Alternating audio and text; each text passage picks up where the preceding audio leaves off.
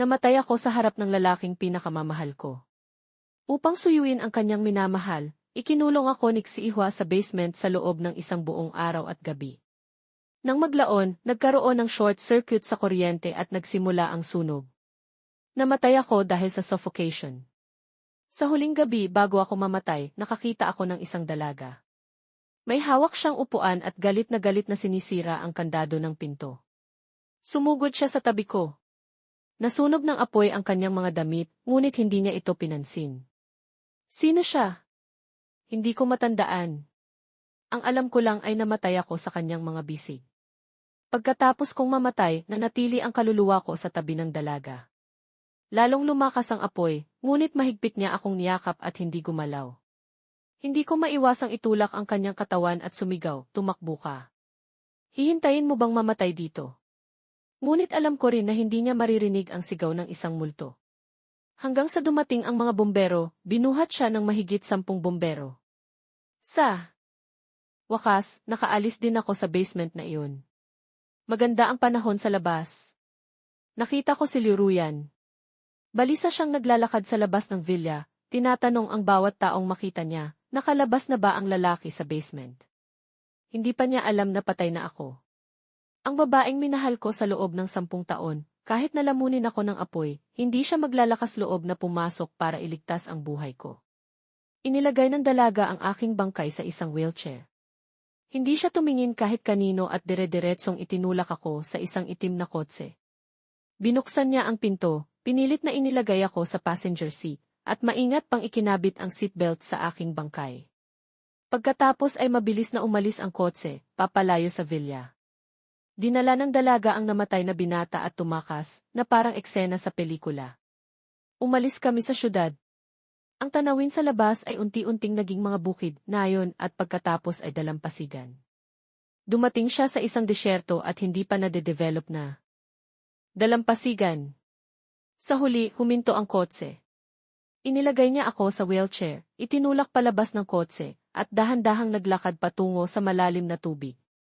Unti-unti kaming lumubog sa ilalim ng tubig. Sabi niya, Ji Bocheng, ako si Xiaki. Naaalala mo pa ba ako? Huwag mong sabihing magtatapat ka. Magtatapat? Magtatapat. Minulat ko ang aking mga mata at nakita kong nasa high school classroom ako.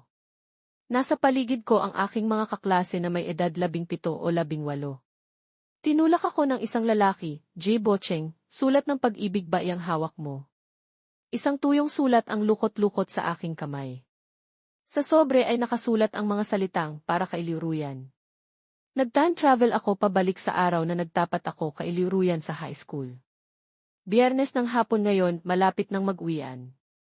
Sa loob ng 5 minuto, papasok si Liu Ruyan sa classroom. Inabot ko sa kanya ang sulat na ito sa harap ng lahat.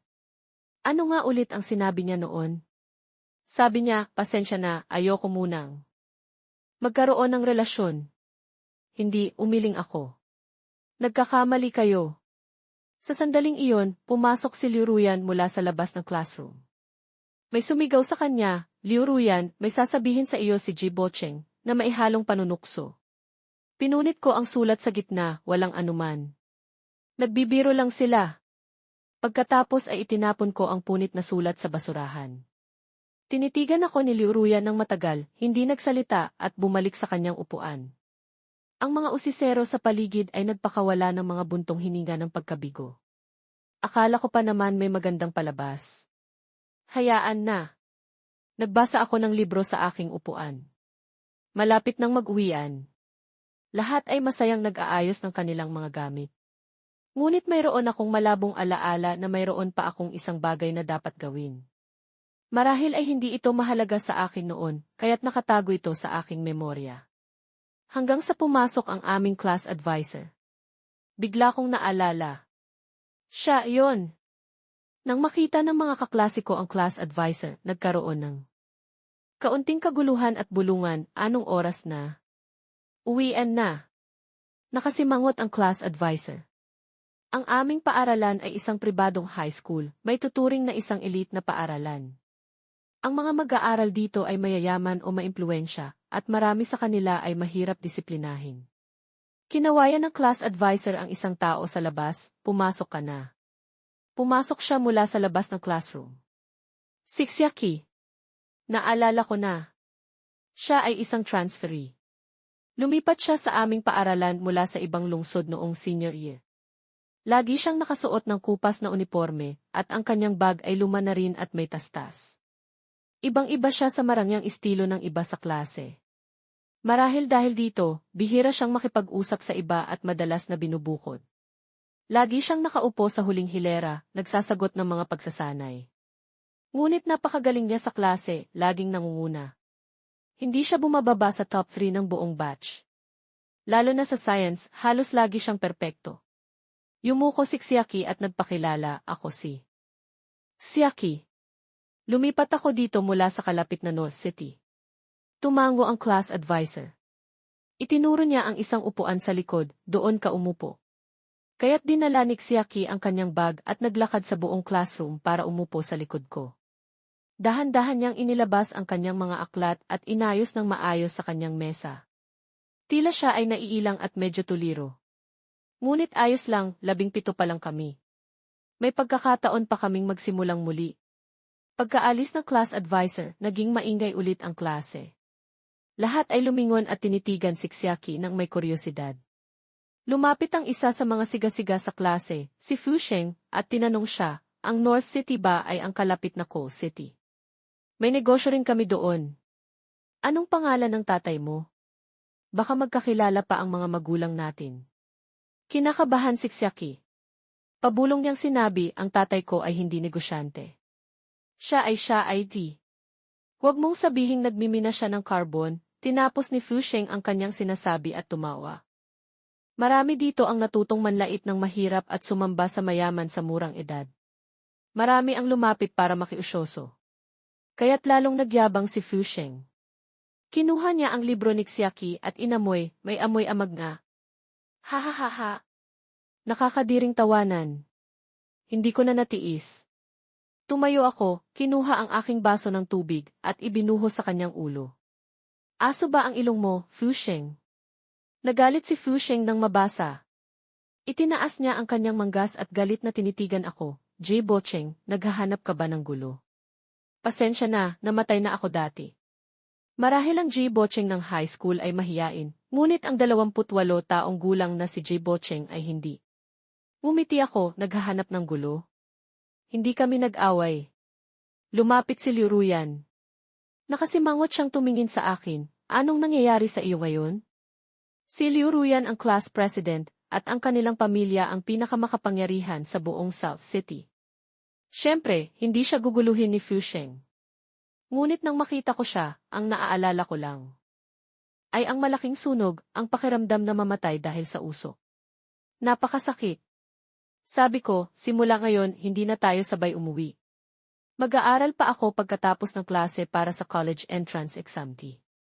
Suminghal si Liu Ruyan at kakaibang tumingin sa akin, J. Bocheng, anong nakain mo? Yung ayaw ko nang makita ka. Itinuro ko ang pinto ng classroom, pwede bang huwag mo akong istorbohin sa pag-aaral, class president? Hinihintay ka na ni Xiao Jibo ng kabilang klase sa labas. Kami ni Liu Ruyan at Xiao Jibo ay magkababata. Ang aming mga magulang ay may mga negosyo at madalas magkasama. Akala ko dati ay mabait sa akin si Liu Ruyan. Tinatawag niya akong ti Kuya Bocheng. Ngunit ngayon ko lang nalaman na kuya lang talaga ang turing niya sa akin. Ang gusto niya talaga ay si Xiao Jibo. Nakatayo si Xiao Jibo sa may pinto at kumakaway sa amin, Ruyan, anong pinag-uusapan ninyo ni Bocheng? Aalis na ba kayo? Tumingin ulit sa akin si Liu Ruyan at tinapik ang aking mesa, kung nahihirapan ka sa physics, pwede kitang turuan sa weekend. Pagkatapos ay kinuha niya ang kanyang bag at lumapit kay Xiao Jibo. Sa huli, kami na lang ni Siaki ang naiwan sa classroom. Ang orasan sa classroom ay tumutunog. Sa likod ko ay ang tunog ng panulat ni Siaki sa papel. Ang impresyon ko sa kanya ay palaging isang masipag na mag-aaral. Ngunit Siaki, ano kaya ang tingin mo sa akin?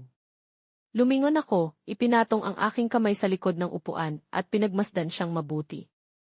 Ang kanyang mga mata at labi ay unti-unting naging katulad ng dalaga na yumakap sa akin sa gitna ng apoy. Sabi niya, Jibocheng, ako si Xiaki. Naaalala mo pa ba ako? Marahil ay masyado akong nakatitig kaya't napansin ni Xiaki na may mali. Tumingin siya sa akin at hinawakan ang kanyang baba, may dumi ba sa mukha ko? Umiling ako, wala. Nakakahiya. Para maibsan ang awkwardness, kumuha ako ng isang physics workbook mula sa aking desk, binuksan sa isang pahina, at inilagay sa harap ni Xiaki. Pwede mo bang ituro sa akin ang problemang ito? Nang makita ang tanong, biglang gumaan ang pakiramdam ni Xiaki. Tiningnan niya ito at sinabi, hindi naman ito mahirap. Kahit madaling tanong, hindi ko alam. Sobrang hina ko sa physics. Lagi nitong hinihila pababa ang grades ko. Kumuha siya ng scratch paper at isinulat ang dalawang formula, ganito, tapos ganito, tapos ganito. Naintindihan mo ba? Humaba ang EI ko. Umiti siya, gusto mo bang tulungan kitang magsimula sa umpisa? Marahil ay nakita ni Xiaki sa aking mga mata na wala talaga akong alam. Isinara niya ang workbook, kinuha ang aklat, binuksan sa unang kabanata, at marahang sinabi, magsimula tayo sa unang kabanata. Sa tingin ko ay mas magaling magturo si Xiaki kaysa sa aking striktong high school physics teacher, at mas magaling din kaysa kay Liu Ruyan. Sa nakaraang buhay, lagi akong sumusunod kay Liu Ruyan, dala-dala ang iba't ibang uri ng mga maling sagot para tanungin siya. Liu Ruyan, tulungan mo naman ako sa work energy. Theorem. Liu Ruyan, bakit hindi ko masagutan ang huling tanong sa math exam? Ang kulit mo, Liu Ruyan. Hindi ko siya masisisi. Lagi niya akong tinitingnan ng malamig, bobo ka ba, Jibocheng? Wala kang alam. Hanggang sa dumating ang security guard at kumatok sa pinto, galit na nakatayo sa may pinto at sumisigaw sa amin ni Xiaki, anong ginagawa ninyong dalawa dito sa gabi? Bakit hindi pa kayo umuuwi? Gusto ninyong tawagan ko ang mga magulang ninyo? Noon lang namin napansin ni Xiaki na halos 8:00 na ng gabi. Magsasara na ang paaralan. Nagmamadali kaming nag-ayos ng aming mga gamit, humihingi ng paumanhin habang tumatakbo palabas. Tumakbo kami hanggang sa gate ng paaralan. Isang kotse ang huminto sa tabi ko. Ibinaba ng driver ang bintana at tinawag ako, Chang. Si Uncle Zhang, ang aming driver. Nakita niya na hindi pa ako umuuwi kaya't sinundo niya ako. Bilisan mo, sumakay ka na. Hinihintay ka ng nanay mo para sa hapunan. Tiningnan ako ni Uncle Zhang ng masama. Agad kong binuksan ang pinto at lumingon kay Xiaki. Xiaki, gabi na. Gusto mo bang ihatid ka na namin? Huwag na. Malayo ang bahay ko sa West Suburbs. Hindi tayo magkasabay. Muli siyang nagpakita ng awkward na ekspresyon at pilit ng ngiti. Saka, may bus pa naman sa ganitong oras. Madali lang. Kumaway sa akin si Xiaki at tumakbo papunta sa bus stop. Malayo ang West Suburbs. Mahigit 1 oras ang biyahe sa bus. Minsan lang ako nakapunta doon. Hindi pa ito ganap na develop, puro luma at patag na mga bahay. Ang mga basura ay nakatambak lang sa sahig. Sumigaw ako sa kanya, Xiaki. Lumingon siya. Tinanong ko siya, alam mo ba ang pangalan ko? Sa ilalim ng ilaw ng poste, namula ang kanyang mukha. Sabi ko, ang pangalan ko ay Jibocheng. Tandaan mo iyan.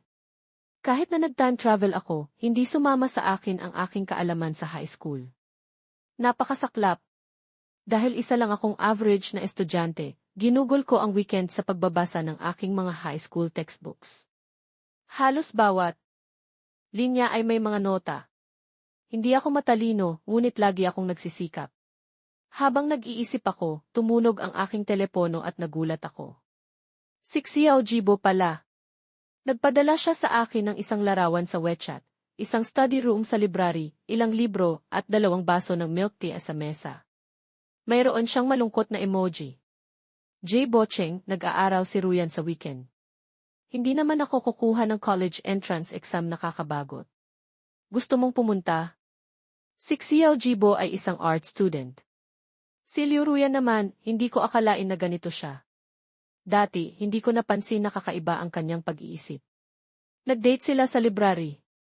Sumagot ako ng 2 salita, hindi ako pupunta. Hindi na siya sumagot. Nagpatuloy ako sa pag-aaral. Habang nagbabasa, parang naging magulo ang isip ko. Naalala ko kung gaano kalinaw magturo si Xiaki noong hapong iyon. Binuksan ko ang aking telepono, na-download ang na-update na contact list mula sa group file ng aming klase, at hinanap ang numero ni Xiaki. Tinawagan ko siya. Agad siyang sumagot. Sabi ko, siya, si J. Bocheng ito. Nag-aalangan siyang nagtanong. Ngumiti ako. Nag-aaral ako tapos naisip kita. Hindi ba kita naistorbo? Nag-usap kami tungkol sa maraming bagay. Kung sinong mga guro sa klase ang pinakamahigpit, kung sino ang medyo mapagmataas, at ilang mga kwento at tsismis sa paaralan na matagal nang kumakalat, ngunit hindi pa naririnig ni Xiaki. Sumasang-ayon siya sa akin at minsan ay nagkokomento ng may paghanga na nagbigay sa akin ng kasiyahan sa pagkukwento. Napakabait ng dalagang ito. Ngunit bakit hindi ko matandaan kung saan kami nagkakilala noon? Matagal kaming nag-usap bago ibaba ang telepono. Tiningnan ko ang aking moments at nakita kong nag-post si Liu Ruyan ng isang bagay na hindi niya karaniwang ginagawa. Nag-review ako ng ilang physics concepts ngayon. Medyo may natutunan ako. Ang larawan ay isang bahagi ng isang physics workbook. Maraming likes at komento, class president, turuan mo naman ako. Ang hirap ng physics. Wow, ang sipag mo namang mag-aral. Liu Ruyan, kung mag-aaral ka pa, makakakuha ka na ng 200. Huwag ka nang mag-aral. Bago lumipat si Xiaki sa aming klase, laging nangunguna si Liu Ruyan sa aming klase, malayo sa pangalawa. Hanggang sa dumating si Xiaki, nagsimulang magbago ang kanyang posisyon. Halos magkapareho ang kanilang mga marka sa pagsusulit at palitan sila sa una at pangalawang pwesto. Laging umaasa ang ibang mga kaklase na makita ang matinding kompetisyon sa pagitan ng dalawang nangungunang mag-aaral. Ngunit sa pagkakatanda ko, halos hindi nag-usap sina Liu Ruyan at Xiaki. Nahihiya rin ako na naistorbo ko si Xiaki ng matagal. Kaya't pumunta ako sa kusina noong gabing iyon, kumuha ng ilang sangkap, at nagbake ng isang kahon ng cookies bilang regalo para kay Xiaki. Dati, madalas akong gumawa ng mga ganitong bagay at ibinibigay kay Liu Ruyan ang aking mga eksperimento. Ngunit sa nakaraang buhay, minsan akong pumunta sa kanyang opisina at nakita ko sa kanyang drawer ang mga cookies na ibinigay ko. Isang piraso lang ang kinain niya at ang natira ay hindi man lang ginalaw. Ang ilan ay inaamag na. Noon ko lang nalaman na hindi niya pala gusto ang mga ibinibigay ko. Narinig ng nanay ko ang ingay at bumaba sa kusina para tingnan kung ano ang ginagawa ko. Nagsasayang ka na naman ng pagkain. Nakasimangot ang nanay ko. Hindi naman gusto ni Liu Ruyan yan. Pwede bang iba naman ang gawin mo? Sino bang nagsabing para kay Liu Ruyan ito? Ikinahon ko ang mga cookies at malakas na sumagot. Para ito sa isang kaklase. Nagulat ang nanay ko. Tiyake, bulong niya. Nagbago na ang isip mo. Kinabukasan, sa recess, lumingon ako at inilagay ang mga cookies sa mesa ni Xiaki. Maingat niyang binuksan ang kahon at biglang nagliwanag ang kanyang mga mata. Gulat, masaya at medyo hindi alam ang gagawin. Sabi niya, J. Bocheng, ikaw ang unang taong nagbake ng cookies para sa akin. Ang sarap sa pakiramdam na pinahahalagahan ang iyong ginawa. Ngunit si Liu Ruyan, na may dalang mga papel mula sa opisina ng guro, ay dumaan sa aming hilera at biglang huminto. Tumingin siya sa amin at biglang sinabi, ginawa mo yan? Cookies? Ang multong ito ay bigla na lang sumusulpot. Nagulat kaming pareho ni Xiaki. Tinitigan ni Liu Ruyan ang kahon ng cookies at kakaibang sinabi, J. Bocheng, sabi mo hindi mo basta-basta ibibigay sa iba ang mga ginagawa mo. Kinamot ko ang aking ulo. Noong high school, habang nililigawan ko si Liu Ruyan, parang sinabi ko nga iyon. Liu Ruyan, maliban sa iyo, walang ibang makakatikim ng mga dessert na ako mismo ang gumawa. Bakit kailangan niyang ipaalala sa akin iyon? Yumuko ako at hindi siya pinansin. Nang makita ni Liu Ruyan na hindi ko siya kinausap niya si Xiaki. Narinig ko magaling ka sa physics. Inilapag niya ang mga papel sa mesa at nagtanong. Umiling si Xiaki, hindi naman. Average lang. Huwag kang masyadong humble. Kumuha si Liu Ruyan ng isang papel mula sa bunton at ibinigay. Kay Xiaki. 78, napakagaling. Ito ba ang pagsusulit na kinuha mo noong lumipat ka? Kinuha ko ito mula sa opisina ng guro kasama ng huling quiz. Lumapit ako para tingnan. Maliban sa isang mali sa huling tanong, lahat ay tama. Itinuro ni Liuruyan ang mali, ito ay isang tanong mula sa Physics Olympiad. Pag-aralan mo itong mabuti. Sa nakaraang buhay, laging nag-aaral si Liuruyan sa isang tutor sa labas ng paaralan bilang paghahanda sa Physics Olympiad. Nanalo siya at nakakuha ng karagdagang punto sa college entrance exam nang mapansin niyang nakikinig ako ng mabuti, pinitik niya ang aking noo. J. Bocheng, naiintindihan mo ba? Nainis ako at tinitigan si Liuruyan, huwag mo akong masyadong maliitin. Mag-aaral ako. Bumiti siya, at medyo naging malambing, bakit hindi ka pumunta sa library noong weekend? Sabi ko tuturuan kita. Ito ang unang beses na narinig ko siyang nagsabi niyan. Umiling ako. Hindi na. Magpapaturo na lang ako kay Xiaki. Nakaupo naman siya sa likod ko. Biglang nagbago ang ekspresyon ni Liuruyan. Tumingin siya sa akin, pagkatapos ay kay Xiaki, ngunit hindi nagsalita. Malamig siyang umalis dala ang mga papel. Pagkatapos ng 2 hakbang, lumingon siya at sinabi sa akin, J. Bocheng, sa Sabado, may celebration party si Xiao Jibo. Sana makapunta ka. Ang celebration party ni Xiao Jibo ang turning point ng lahat. Bilang isang art student, hindi masyadong mataas ang academic requirements para kay Xiao Jibo. Hanggat pumasa siya sa minimum score, halos sigurado na siyang makakapasok sa isang universidad. Sa pagkakataong ito, naging maganda ang kanyang performance, at ilang magagandang dance schools ang nag-alok sa kanya ng admission. Isa itong malaking balita. Naghanda ng isang salu-salo ang ama ni Xiao Jibo sa isang 5-star hotel at binigyan siya ng 2 araw na pahinga para makipag-celebrate kasama ang kanyang mga kaibigan, basta't hindi sila mag-overnight. Hindi kataka-taka na ganito ang hiling ng kanyang ama, madalas siyang lumabas at may mga kaibigan mula sa iba't ibang uri ng tao. Nag-book si Xiao Jibo ng isang luxury suite sa GIS. Pumunta rin ako noon. Nandoon ang aming mga kaklase at ilang mga kaibigan niya mula sa kanyang art class sa labas ng paaralan.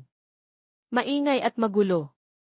Si Liuruyan at Xiao Jibo ay nasa gitna, inuudyukan na kumanta ng duet. Malapit nang magmadaling araw nang tumawag sa akin sa video ang aking ina. Nagkataong nakita ni Xiao Jibo ang color V. Sabi niya, sabi ng nanay ko, kasama niya ang nanay mo ngayon sa pamimili. Malamang nasa bahay ninyo pa sila at naglalaro ng mahjong. Naka-off ang phone ko. Huwag mong sagutin. Siguradong gagamitin ka niya para pauwiin ako. Ngunit dahil masunurin ako, sinagot ko pa rin. Tama nga. 2 tao ang lumitaw sa kabilang linya, ang aking ina at ang ina ni Xiao Jibo. Napakalakas ng boses ng ina ni Xiao Jibo.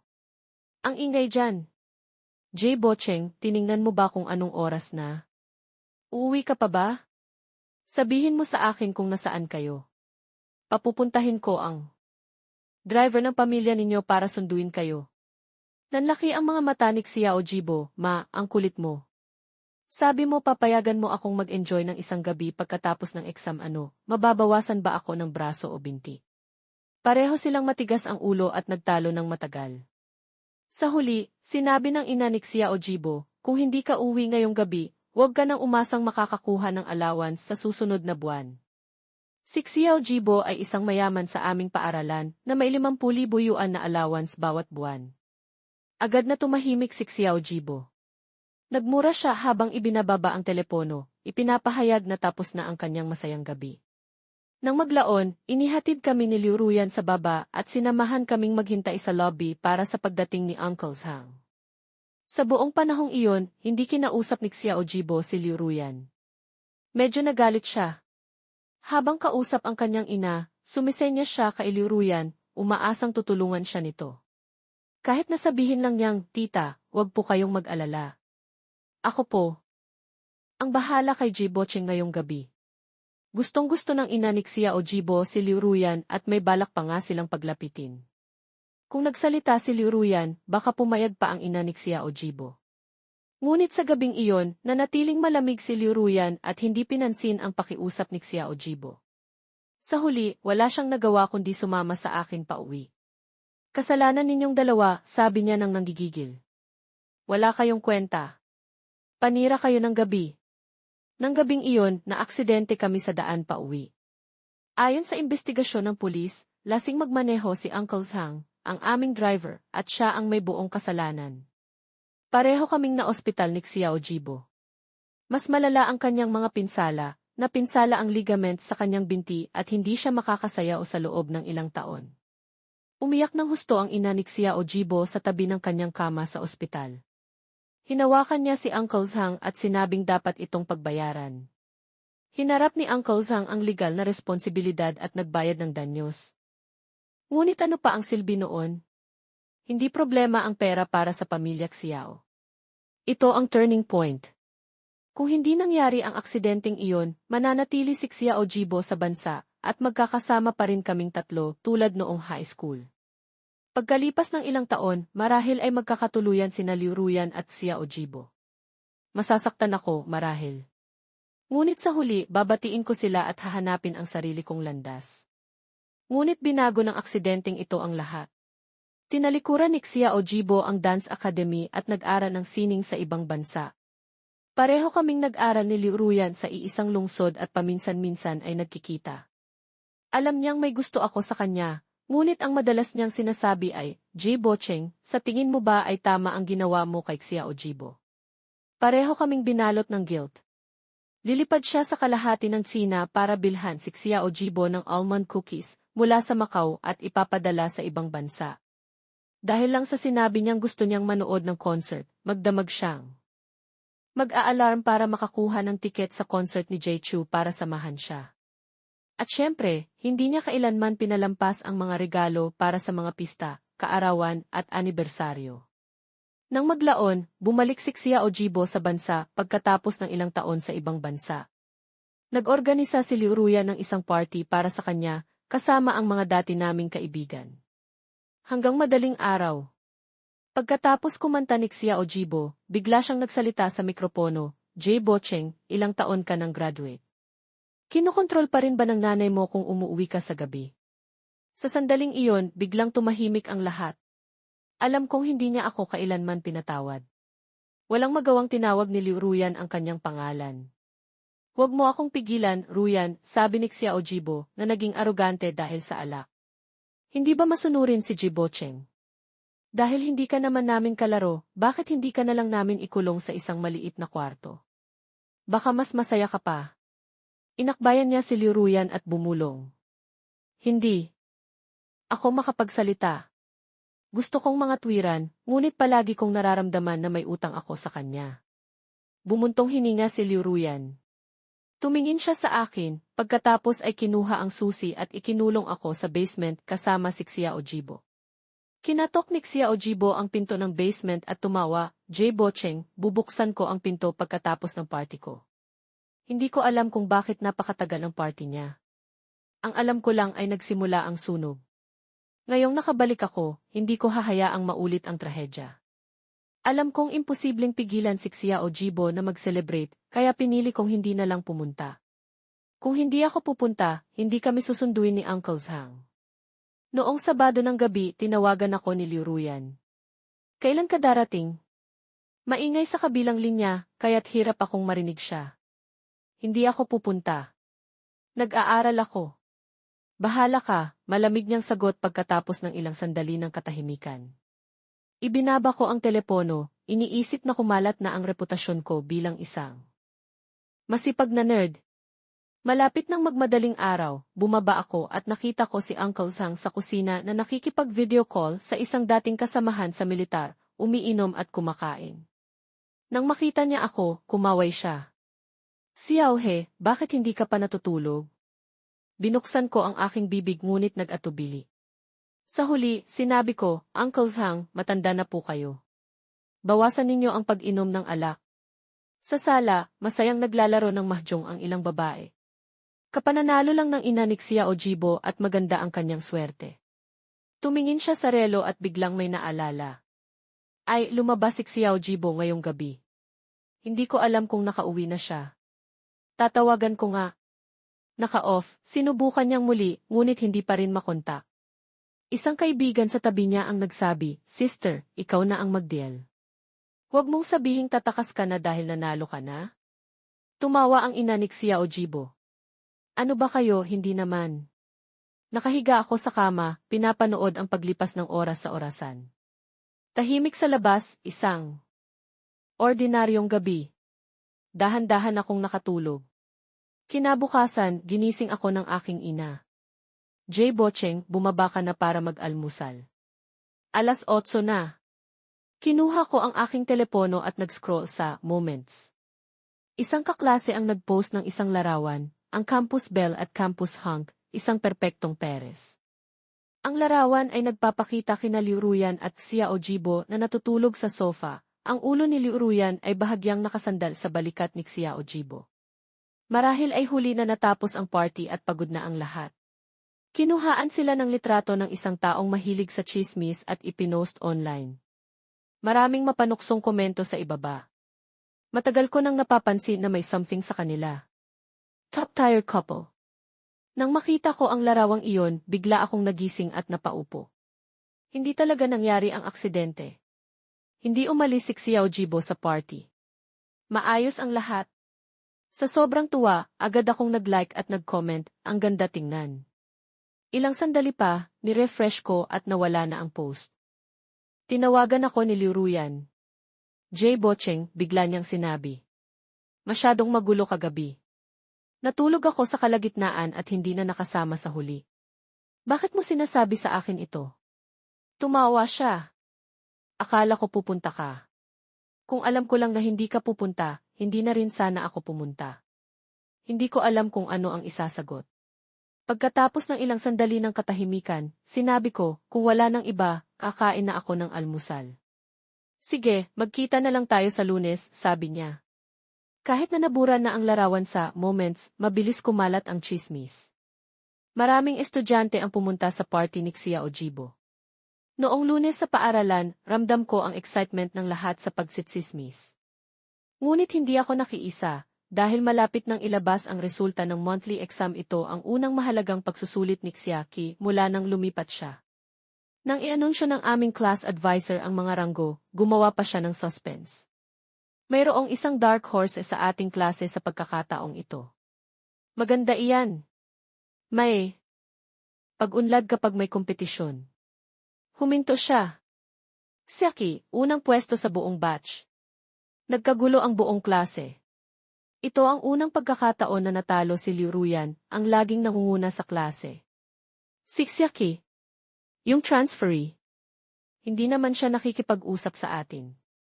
Malapit na ang college entrance exam, at may dumating pang isang henyo.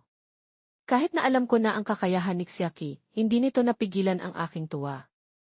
Lumingon ako at ginulo ang buhok ni Xiaki. "Xiaki, ang galing mo talaga." Hindi siya nagalit kahit magulo na ang kanyang buhok. Ngumiti lang siya ng malambing. Siniko ako ng aking katabi. "Jay Bocheng, hinaan mo ang boses mo." Sumenyas siya sa akin. "Hindi mo ba nakikita na malungkot ang class president?" Tumingin ako sa direksyon na itinuro niya. Nakaupo si Liu Ruyan malapit sa dingding, nakatingin sa aming dalawa ni Xiaki.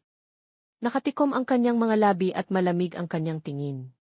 Para siyang isang estatwa na yari sa yelo. Bigla akong natauhan at na-realize kung gaano ako kawalang pakiramdam. Halos 3 taong nangunguna si Liu Ruyan. Biglang naging pangalawa, sinuman ay masasaktan. At ako, tuwang-tuwa pa rito. Para akong naglagay ng asin sa kanyang sugat. Umubo ako at medyo huminahon. Sa wakas, inalis ni Liu Ruyan ang kanyang tingin sa akin. Nakahinga ako ng maluwag. Salamat sa tulong ni Xiaki, bumuti rin ang aking mga marka. Kaya tuwing Biyernes pagkatapos ng klase, kusa akong sumasama sa kanya para mag-aral ng 2 oras. Ngunit sa aking pagkagulat, nanatili rin si Liu Ruyan. Pagkatunog ng bell, tumakbo si Xiao Jibo sa aming classroom. "Ruyan, uwi na tayo." Kumaway siya kay Liu Ruyan tulad ng dati. Hindi lumabas si Liu Ruyan o inayos ang kanyang gamit. Sinabi niya kay Xiao Jibo, "Mauna ka na. Mag-aaral muna ako bago umuwi." Lahat ng hindi pa umaalis ay lumingon sa kanya. "Class President, kailangan mo pa ba yan?" Sigurado ka nang makakapasok pero nag-aaral ka pa rin. Gusto mo ba kaming patayin sa pressure? Nanalo si Liu Ruyan sa isang kompetisyon at ang kanyang target na universidad ay nagbaba ng 60 puntos sa kanyang admission score. Kahit na hindi maging maganda ang kanyang performance sa exam, sigurado pa rin siyang makakapasok. Hindi sila pinansin ni Liu Ruyan. Nang makaalis na ang lahat, kinuha niya ang kanyang libro at umupo sa tabi ko. Nagtaka ako. Mas malapit ka kay Xiaki dito, sabi ni Liu Ruyan. Mas madali para sa aming dalawa na mag-usap tungkol sa mga problema. Wala akong masabi. Dapat ba akong umalis para bigyan ng espasyo ang dalawang henyo? Bago pa ako makapagsalita, naglabas si Liu Ruyan ng isang problema at nagsimulang makipag-usap kay Xiaki. Siya, mayroon ka bang mas madaling paraan para dito? Masyadong komplikado ang iniisip ko. Nakita kong iyon ang tanong na namali ako sa exam, kaya't hindi ko na pinalaya si Liu Ruyan. Tahimik akong nakinig habang nagpapalitan ng ideya ang dalawang henyo. Sa buong gabi ng pag-aaral, pakiramdam ko ay nag-level up ang aking utak. Madalas na. Magkaiba ang paraan ni Liu Ruyan at Xiaki sa paglutas ng mga problema, kaya't ang kanilang pag-uusap ay laging nagbubunga ng mga bagong ideya. Halos alas 8 na nang tapikin ni Liu Ruyan ang aking ulo gamit ang kanyang libro. J. Bocheng, oras na para umuwi. Noon lang ako bumalik sa aking sarili. Mula nang sabihin ko sa aking ina na mag-aaral ako sa Biyernes ng gabi, pinapapunta na niya si Uncle Sang para sunduin ako pagkatapos ng 2 oras. Laging iginigiit ni Xiaki na mag-bus pa uwi at hindi pumapayag na ihatid ko siya. At ngayon, nadagdag pa si Liu Ruyan. Isang mayaman, ngunit walang sumusundo sa kanya. Pasabay na ako kay Uncle Sang, sabi ni Liu Ruyan. Dati naman, salitan ang mga pamilya natin sa pagsundo sa ating tatlo. Inirapan ko siya. Class President, bakit hindi mo tularan si Xiaki? Magbus ka. Makakatulong ka pa sa pagbawas ng polusyon. Hindi niya pinansin ang aking pangangatwiran. Gusto mong tawagan ko ang nanay mo at sabihing iniwan mo ako sa gate ng paaralan? Sumuko na ako. Tahimik kaming dalawa sa likod habang nagmamaneho si Uncle Sang. Bigla kong naramdaman na wala na kaming mapag-usapan ni Liu Ruyan. Biglang nagtanong si Liu Ruyan, J. Bocheng, ilang buwan na lang at college entrance exam na. Naisip mo na ba kung saan ka mag-aaral? Naalala ko na dapat ko nang ang pag-isipan ang aking mga pagpipilian. Gusto kong pumunta sa timog, gusto kong makita ang dagat. Ngunit sa nakaraang buhay, dahil pinili ni Liu Ruyan ang isang universidad sa Hilaga, sumunod din ako. Hindi sa pangit ang lungsod na iyon, hindi lang ito para sa akin. Nang makita ni Liu Ruyan na hindi ako nagsasalita, bumulong siya, sabihin mo sa akin kapag nakapagdesisyon ka na. Huminga siya ng malalim na para bang naghahanda sa isang desisyon. Tumingin siya sa akin. Gusto kong mag-aral sa iisang lungsod kasama mo. Hindi ko agad naintindihan. Hindi ba't nakapagdesisyon ka na sa universidad mo, tanong ko. Isang nangungunang universidad na may bawas na puntos sa admission at higit sa lahat, maraming koneksyon ang pamilya Liu doon. Karamihan sa mga kaibigan at kamag-anak ng pamilya Liu ay doon nagtapos. Wala siyang dahilan para magbago ng isip. Umiling siya at hindi sinagot ang aking tanong. Inulit lang niya, J. Bocheng, dapat tayong nasa iisang lungsod sa hinaharap. Wala akong interes na makasama si Liu Ruyan sa iisang lungsod. Noong gabing iyon, nag-message ako kay Xiaki. Siya, naisip mo na ba kung saang universidad ka mag-aaral? Pagkatapos kong isend, na-realize ko na walang kwenta ang tanong ko. Sa kanyang mga marka, kaya niyang pumasok sa kahit anong universidad na gusto niya. Mabilis siyang sumagot. Hindi pa. Ikaw? Gusto kong pumunta sa isang lugar na mainit, mahalumigmig, at may dagat, nag-type ako habang iniisip ito. Ako rin. Halatang ginagaya niya lang ako. Sa nakaraang buhay, nag-aral ako ng mabuti sa high school, ngunit karamihan ay para makasama si Liu Ruyan. Sa pagkakataong ito, gusto kong magsikap para sa sarili ko. Sa huling semestre ng senior high, naging seryoso ang atmosphere sa klase. Ang countdown sa college entrance exam ay nasa isip ng lahat. Maging ang aming pribadong high school ay hindi exempted.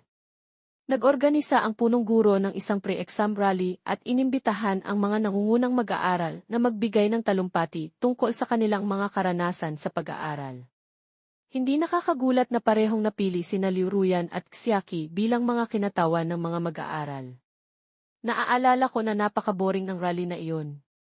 Sa nakaraang buhay, tiniis ko hanggang sa turn ni Liu Ruyan. Pagkatapos ng kanyang talumpati, hindi ko na kinaya at tumakas ako papunta sa field para maglakad-lakad. Wala akong maalala sa talumpati ni Xiaki. Marahil ay na-miss ko ito. Sayang. Buti na lang at may pangalawang pagkakataon ako. Sa pagkakataong ito, nag-focus ako ng husto, naghihintay sa turn ni Xiaki. Ngunit pagkatapos magsalita ni Liu Ruyan at ng iba pa, hindi ko pa rin nakita si Xiaki. Nagkataong dumaan ang isang organizer mula sa student council. Hinawakan ko ang kanyang braso at nagtanong, "Excuse me, bakit hindi ko pa nakikitang umakyat sa entablado si Xiaki ng aming klase?" Hindi ko rin siya nakita, sabi ng organizer na medyo iritado. Tinatawagan ko siya pero hindi sumasagot. Naka-arrange na ang order, sinira niya ang lahat. Ano nang nangyari? Noon ko lang napagtanto na baka may nangyari. Bigla akong tumayo. Tumakbo ako palabas ng assembly hall. Nasaan kaya siya? Kinuha ko ang aking telepono para tawagan si Xiaki. Tulad ng sinabi ng student council, ilang beses akong tumawag, ngunit lahat ay walang sumasagot. Napakalaki ng paaralan. Para akong langaw na walang ulo na tumatakbo sa pagitan ng mga gusali, patuloy na tinatawagan ang numero ni Xiaki habang sinasabi sa sarili ko na hindi naman siya bata, kaya tiyak na ayos lang siya. Hanggang sa makarating ako sa may field. Biglang bumalik ang mga alaala sa aking isipan. Naalala ko na.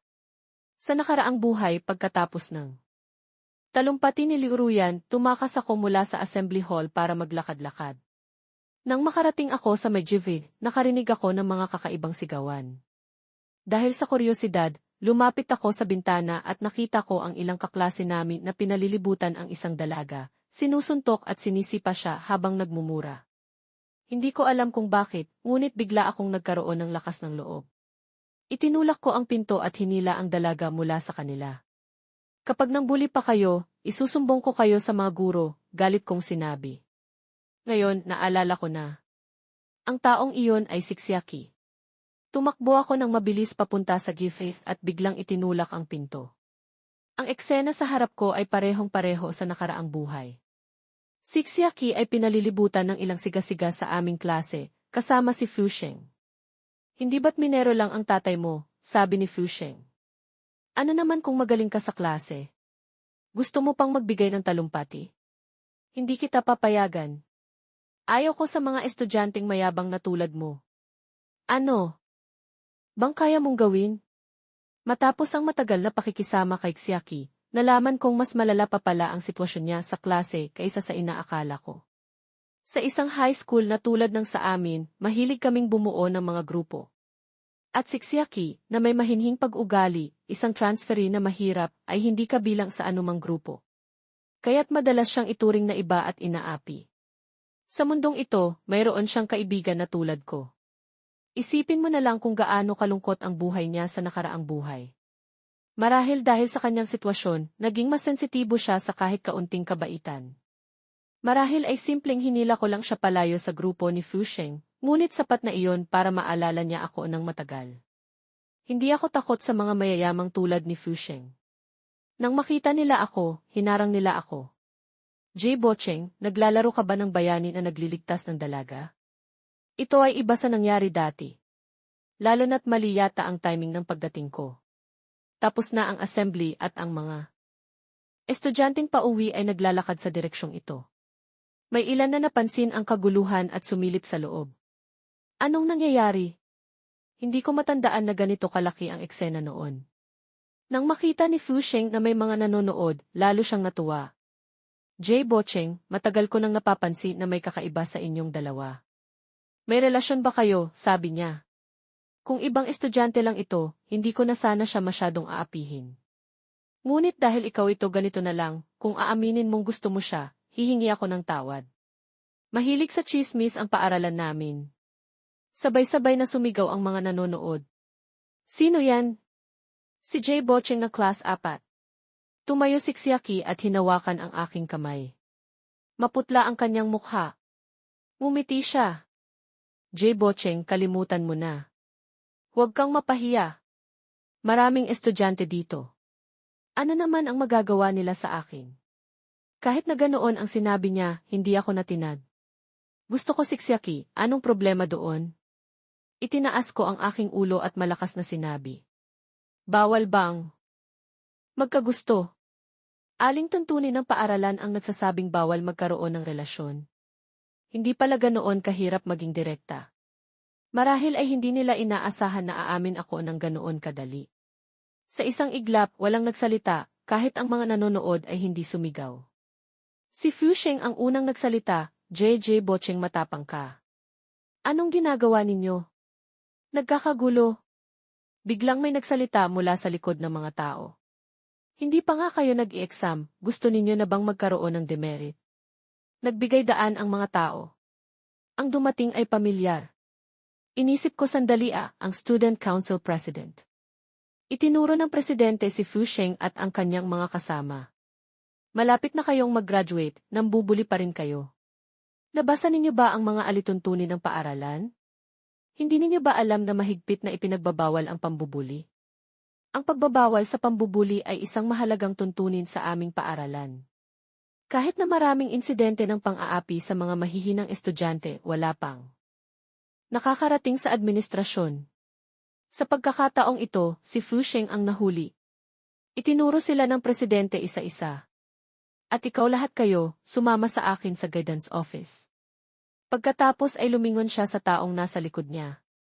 Liu Ruyan, mauuna na akong kausapin ang mga guro. Sasama ka ba? Noon ko lang napansin na kasama pala ni Liu Ruyan ang Student Council President.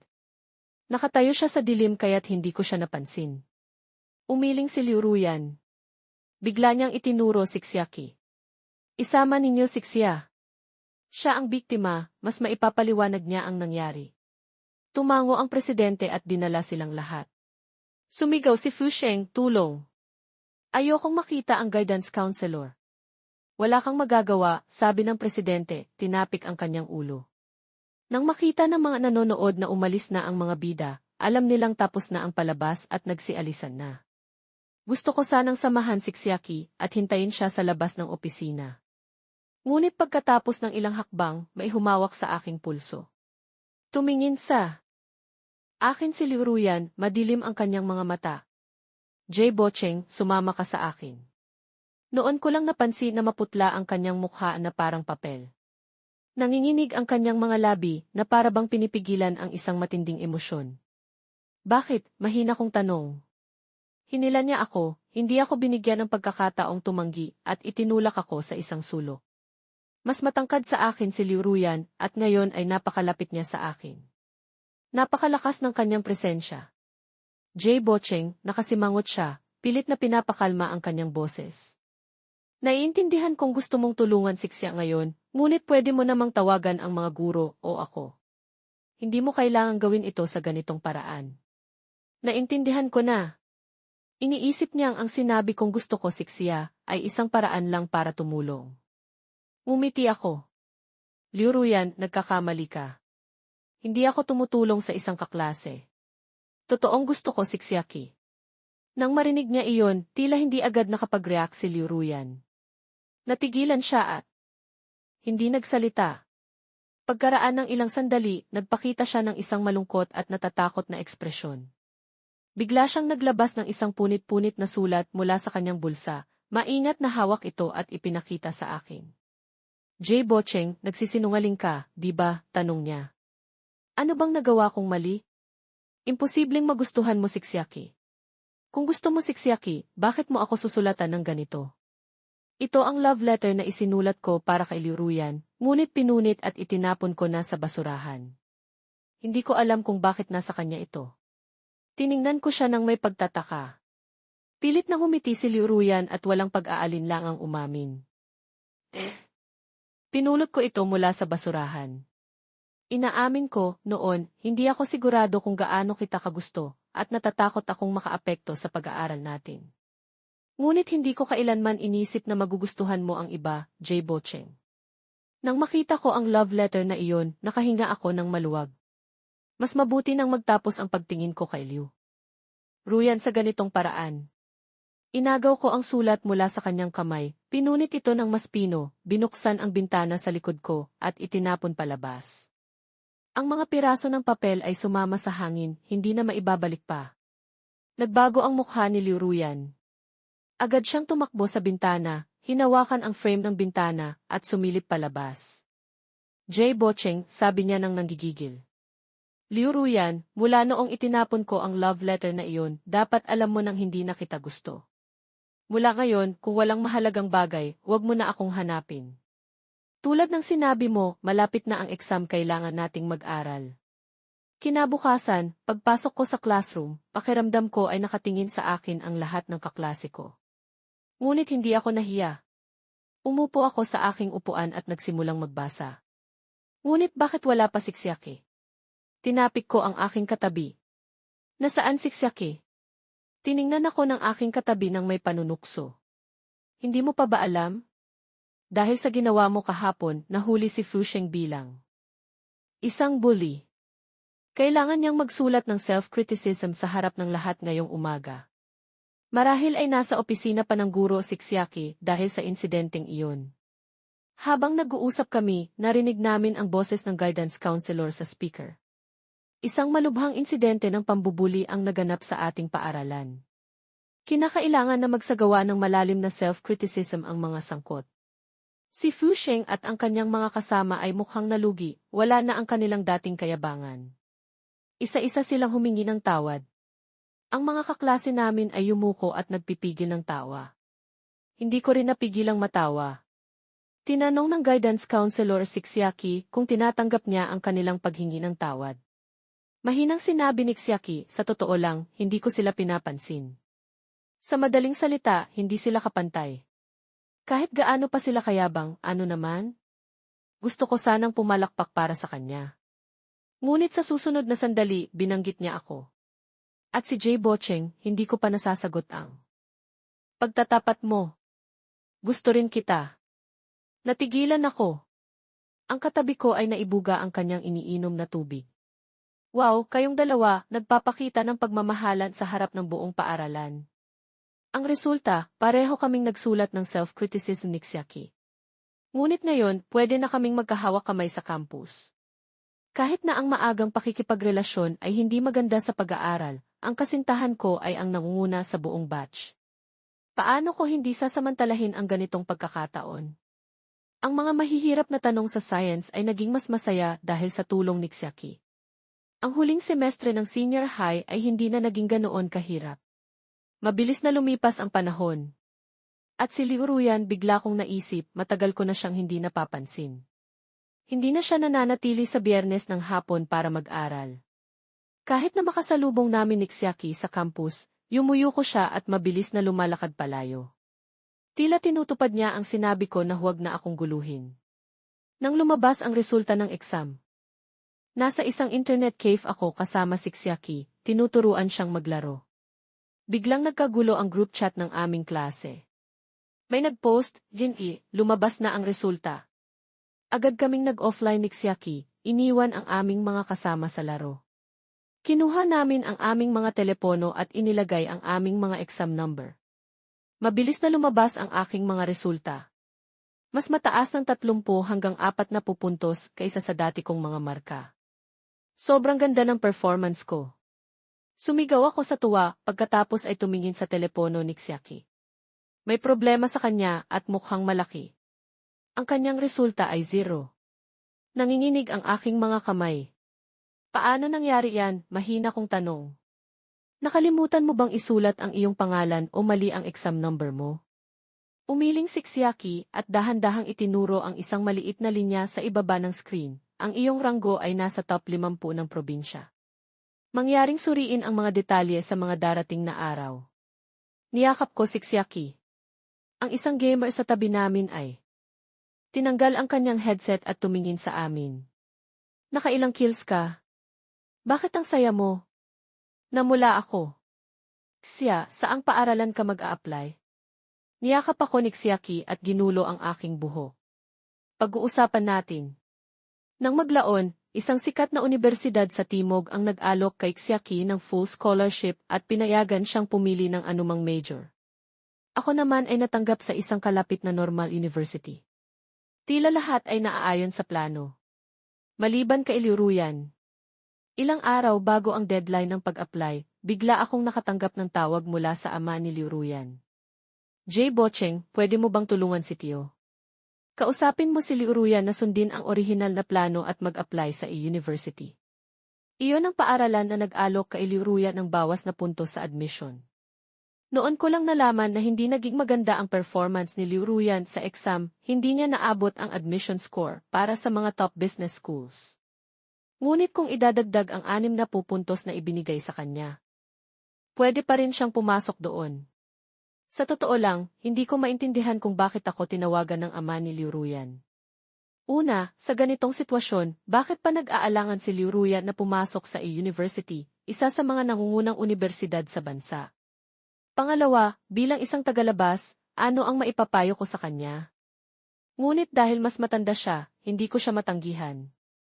Kaya't pagkatapos ng tawag, tinawagan ko si Liuruyan. Matagal bago niya sinagot. Nag-aalangan akong magsalita, Liuruyan, hindi ka pa ba nakakapagdesisyon kung saang paaralan ka pupunta? Tila pagod ang boses ni Liuruyan. Hindi pa. Bigla akong nakaramdam ng pagkadismaya. Nasisiraan ka na ba ng bait, class president? Ano bang iniisip mo? Kung hindi ka pupunta sa university, saan ka pupunta? Sa iyong kakayahan, hindi ka ba manghihinayang kung sa isang ordinaryong universidad ka lang mapupunta? Hindi ko alam kung masyadong mabigat ang aking mga salita, ngunit hindi sumagot si Liuruyan. Pagkaraan ng mahabang panahon, dahan-dahan siyang nagsalita, J. Bocheng, natatakot akong malayo sa iyo. Baka makalimutan mo ako. J. Bocheng, gusto kong mag-aral sa iisang lungsod kasama mo. Iyon pala ang tunay niyang iniisip. Ngunit Liuruyan, hindi na kailangan. Sinabi ko sa isang malamig na tono, Liuruyan, kung gagawin mo iyan, mawawalan ako ng respeto sa iyo. Gusto mo bang hindi na tayo maging magkaibigan? Pumasok si Liuruyan sa university. Pumasa si Xiao Jibo sa kanyang mga academic subjects at natanggap sa isang dance academy sa parehong lungsod sa Hilaga. Pareho kaming nakapasa ni Xiaki sa mga universidad sa Timog. Maganda ang naging katapusan ng lahat. Walang aksidente, walang sakit, at walang sunog na magaganap. Maayos pa rin ang relasyon ng aming mga pamilya.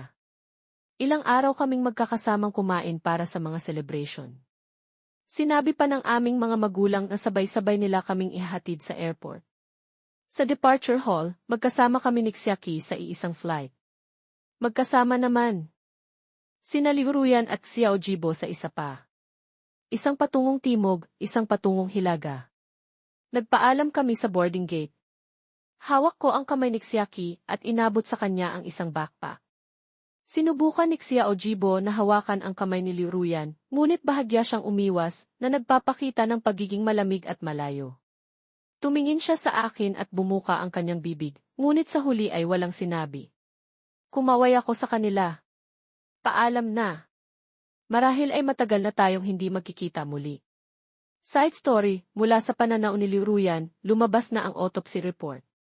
Ang sanhi ng kamatayan ay chemical asphyxiation. Ang biktima ay nakalanghap ng sobrang carbon monoxide, usok, at nakalalasong gas bago mamatay. Napakasakit ng proseso. Sige na, sige na. Huwag mo nang sabihin ang mga walang kwentang bagay na iyan. Iwinasiwas ni Xiao Ziki ang kanyang kamay, naiinip na pinutol ang paliwanag ng pulis. Patay na ang tao. Isa lang itong ordinaryong aksidente. Tingnan ninyo na lang kung paano isasara ang kaso. Aksidente lang ba talaga? Niyakap ni Xiao Jibo ang kanyang ama, humahagulgol.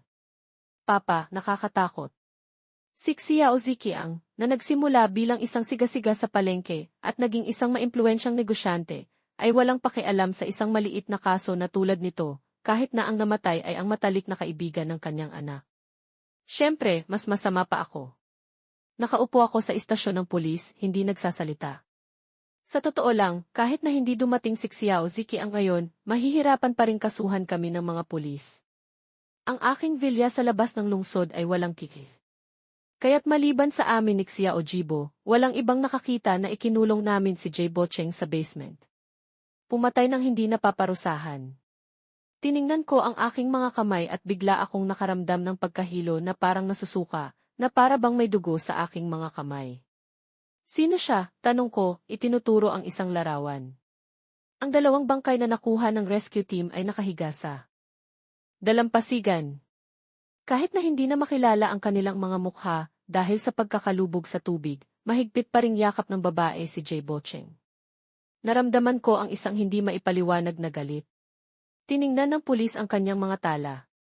Siksiyaki, isang associate professor sa isang sikat na universidad. Sayang. Sabay na pagpapakamatay para sa pag-ibig, di ba? Anong pagpapakamatay? Kalokohan. Bigla akong nainis at pinutol ang sinasabi ng batang pulis. Pagkatapos ay umalis ako ng istasyon ng pulis. Pumunta ako sa parking lot. Pagbukas ko ng pinto ng kotse, sumunod si Xiao Jibo. Ruyan, hinawakan niya ang aking kamay, namumula ang kanyang mga mata. Dito ka muna sa akin. Baka natatakot ka. Tinulak ko siya palayo. Nakakainis siya.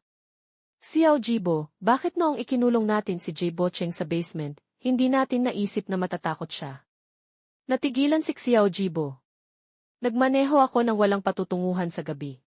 Sa huli, huminto ako sa harap ng bahay ni Jay Bocheng noong high school. Hindi naging maganda ang takbo ng negosyo ng pamilya G sa mga nakaraang taon. Namatay ang ama ni Jay Bocheng noong nasa kolehiyo siya. Dahil sa stress at kalungkutan, bumalik ang sakit ng kanyang ina at nagpunta sa ibang bansa para magpagamot. Hindi mabubuting tao ang ibang mga kamag-anak ng pamilya G. Sinamantala nila ang sitwasyon, kinuha ang kontrol sa board of directors, at inagaw pa ang mga shares ni Jay Bocheng. Noong mga panahong iyon, upang maipagamot ang kanyang ina, wala siyang pagpipilian kundi ibenta ang villa na ito kung saan siya nanirahan sa loob ng maraming taon. Sa hindi malamang dahilan, binili ko ito. Ngayon, ang villa na ito ay pinangangalagaan ni Tiuzhang.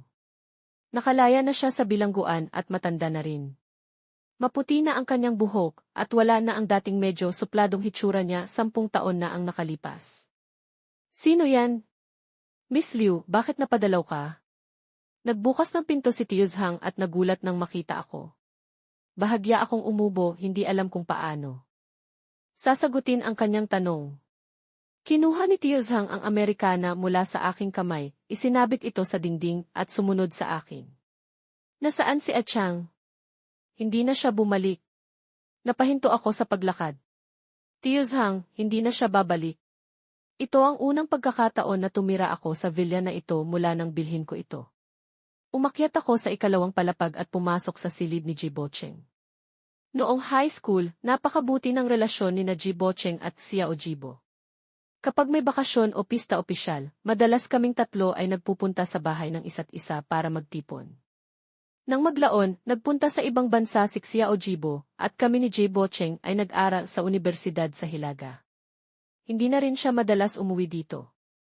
Ang hitsura ng silid-tulugan ngayon ay halos kapareho pa rin noong high school, asul na kumot at sapin sa kama, kortinang may print ng Naruto, at mga hilera ng libro sa estante. Bukod sa makakapal na diksyonaryo at iba't ibang workbook, karamihan ay mga suspense at detective novels. Habang pinagmamasdan ko ang lahat ng ito, bigla kong napagtanto na kakaunti lang pala ang alam ko tungkol kay Jay Bocheng. Hindi ko alam kung anong kulay ang gusto niya, anong anime ang gusto niya, o anong mga libro ang gusto niyang basahin. Alam ko pa nga na gusto ni Xiao Jibo ang dark blue, pero nagkait ako ng pag-unawa kay Jay Bocheng. Marahil ay dahil palagi siyang nasa tabi ko, at sa tuwing lilingon ako, lagi ko siyang nakikita. Napakasama at duwag na pag-iisip. Umupo ako sa desk ni Jay Bocheng. May isang maliit na drawer sa ilalim nito. Binuksan ko ito at nakita ang ilang mga notebook at dokumento sa loob.